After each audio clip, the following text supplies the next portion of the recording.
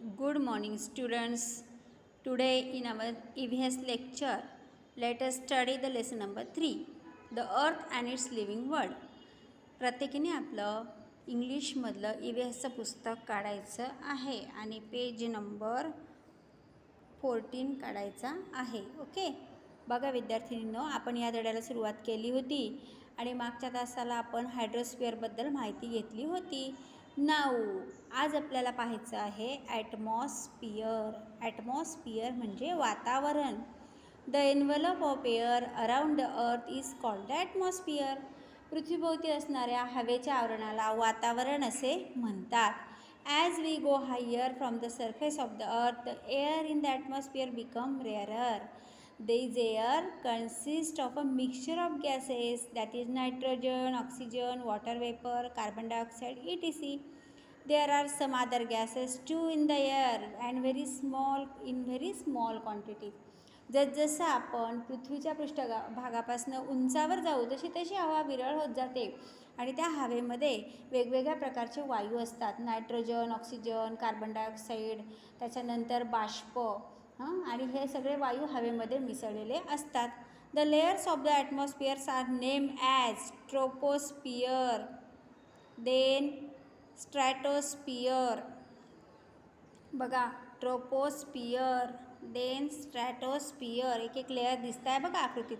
मेसोस्फिअर, ionosphere and last one म्हणजे सगळ्यात वरती exosphere. The layer that extends from the earth surface to height of about 13 kilometre is called the troposphere. Troposphere बघा, troposphere ही जी layer आहे तुम्हाला दिसते की नाही आकृतीत, ट्रोपोस्फिअर नाव दिसतंय. तर साधारणपणे पृथ्वीच्या पृष्ठभागापासून ती साधारणतः 13 किलोमीटर अंतरापर्यंतचा जो थर असतो त्याला मराठीतून तपांबर असे म्हणतात आणि इंग्लिशमधून it is called troposphere. The condition in the troposphere changes continuously. त्याच्यामधल्या हवा जी असते ट्रोपोस्फिअरमधली तिच्यात सतत बदल होत असतात बघा, आणि या बदलांचे पृथ्वीवरील सजीवांच्या जीवनावरती परिणाम होतात. Then the surface of the earth gets heated due to the heat and receives from the sun. Hence the air nearest the surface of the hottest. As we go higher in the troposphere it becomes cooler.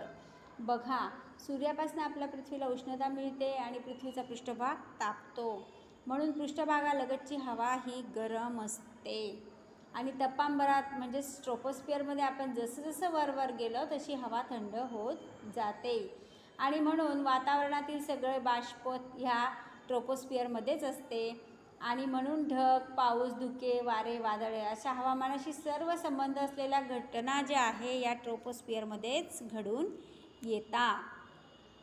Almost all the water vapour in the atmosphere is contain in the troposphere and that is why all weather related phenomena such as formation of cloud, rain, fog, winds and storms takes place in the troposphere. The air on high mountain is rarer than the air near the earth surface. Aeroplanes दिसतंय तुम्हाला आकृतीमध्ये. The aeroplanes fly in the higher parts of the troposphere. ट्रोपोस्फिअरमध्ये दिसतंय बघा aeroplane. The air is a very rare, therefore arrangement have to be made to ensure that passenger get through air for breathing. तुम्हाला ट्रोपोस्फिअरमध्ये दिसतं आहे aeroplane, parachute, clouds दिसत आहे की नाही हे चित्रामध्ये बघा. तर अशा प्रकारे आपण ह्या घटना ज्या घडत आहे ना, क्लाउड्स फॉर्मेशन वगैरे ह्या ट्रोपोस्फिअरमध्ये घडत येतात बघा. वाहतुकीसाठी वापरली जाणारी जी विमानं आहे ती विमानं ह्या ट्रोपोस्फिअर म्हणजे तपांबराच्या भागात उडत असतात. उंचीवर हवा विरळ असते. विमाने उंच गेल्यावर प्रवाशांना श्वसनासाठी हवा मिळावी म्हणून विमानात काही पद्धतीची सोय करावी लागते. पृथ्वीच्या तळापासून तपांबराच्या बाहेर सुमारे 50 किलोमीटरच्या स्तराला सीतांबर. आता बघा, then beyond the troposphere up to a height of 50 kilometers of the earth is a layer called stratosphere. ही स्ट्रॅटोस्फिअर दिसते तुम्हाला. पहिल्यांदा आपण ट्रोपोस्फिअर पाहिलं आणि नंतर ओझोन लेअर नाव आहे आणि त्याच्यानंतर काय नाव आहे स्ट्रॅटोस्फिअर. बघा, दिस इज द स्ट्रॅटोस्फिअर. स्ट्रॅटोस्फिअर नाव दिसतंय म्हणजे पृथ्वीपासून तळापासनं तपांबराच्या बाहेर म्हणजे ट्रोपोस्फिअरच्या नंतर 50 किलोमीटरपर्यंतचा जो थर असतो दॅट इज कॉल्ड स्ट्रॅटोस्फिअर म्हणजेच तीतांबर.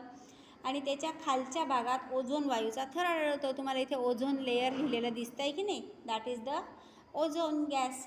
सूर्यापासून येणारी अतिनील किरणे सजीवांसाठी हानिकारक असतात. ती शोषून घेण्याचे काम ओझोन वायू करून आपलं संरक्षण करतो पर्यावरणाचं. Ozone layer absorb the harmful rays and protects the living world from the रे. आले लक्षात. मग ट्रोपोस्फिअर नंतर आपल्याला स्ट्रॅटोस्फिअर आढळून येतो. ट्रोपोस्फिअर नंतर साधारणतः तो 50 किलोमीटरपर्यंतचा थर असतो आणि त्याच्या आतमध्ये ओझोन लेयर आढळून येते. मग अशा पद्धतीने आपण बघितलेलं आहे की ॲटमॉस्फिअरचा जो पोर्शन आहे त्या ॲटमॉस्फिअरच्या पोर्शनमध्ये सगळ्यात खाली दिसतो आहे तुम्हाला ट्रोपोस्फिअर, देन स्ट्रॅटोस्फिअर, मध्ये आहे ओझोन लेयर, त्याच्यानंतरचा जो पार्ट आहे तो मेसोस्फिअर आणि नंतरचा जो पार्ट आहे तो आयनोस्फिअर आणि सगळ्यात लास्ट जो पार्ट आहे तो एक्झोस्फिअर. अशा पद्धतीने हे वातावरणाचे सगळे थर पडत असतात. वातावरणाचे एक एक लेयर असतात. समजलं सगळ्यांना? ओके.